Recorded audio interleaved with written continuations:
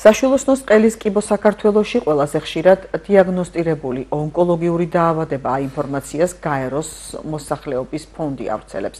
მათი მონაცემებით მისი უმთავრესი გამომწვევი მიზეზი ადამიანის პაპილომავირუსია.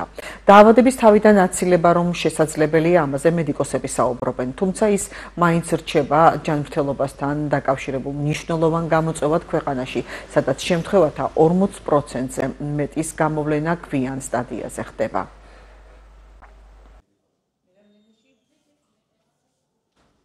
საშვილოსნოს ყელის კიბო, როგორც ცნობილია და ნამდვილად ეს მეხუთე ადგილზეა თავისი გავრცელებით სხვა ავთვისებიანი სიმსივნეებისაგან. საშვილოსნოს ყელის კიბო ზოგადად არ არის განაჩენი და განსაკუთრებით არ იქნება ეს განაჩენი, თუ კი ქალბატონები მიმართავენ აი ამ პრევენციულ მეთოდებს, რომელიც გამოიხატება საშვილოსნოს ყელის კიბო სკრინინგში.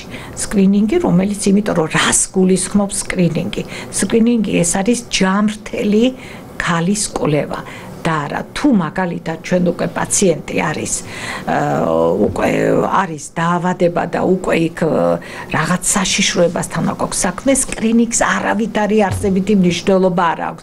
ამიტომ თვითონ სკრინინგის რო იტყვიან შინაარსი ზუსტად მაგაში მდგომარეობს, რომ ისინჯება ჯამრთელი პოპულაცია.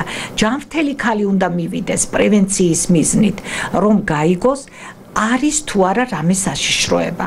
ამიტომ ჩვენ ყველა ნებისმიერ ახალგაზრდას 25 წლიდან და ნებისმიერ ქალს 60 წლის ჩათვლით მოუწოდებთ ჩაიტარონ როგორც პაპ ტესტი, HPV ტესტირება, ეს არის ძალიან დიდი. აი როგორ გითხრათ, ეს გენოტიპირება, იმიტომ რომ თუ კი არის პაპილომავირუსი, საკმაოდ ძვირად ღირებული კვლევა ეს და როგორ კარგ შეღავათებს თავაზობს სახელმწიფო სკრინინგის ფორმით, რომ ეს საკმაოდ რაღაც 300 ლარამდე ჯდება ეს HPV ტესტირება, რომ წავიდეს პაციენტი, ჩვენ რომ ვაგზავნიდით, სანამდე სკრინინგულ ფორმებში ჩაჯდებოდა, საკმაოდ ძვირად ღირებული კვლევა. ამიტომ თუ კი არის პაპილომავირუსი და უკვე ხდება აი ამ პაპილომავირუსის გენოტიპირება, აქვს თუ არა ავთვისებიანობის მიმართულება 16-18 ტიპზე კვლევა. სკოლის ნიშნებს გავლენა ექნება უმაღლეს სასწავლებლებში ჩარიცხვის დროს.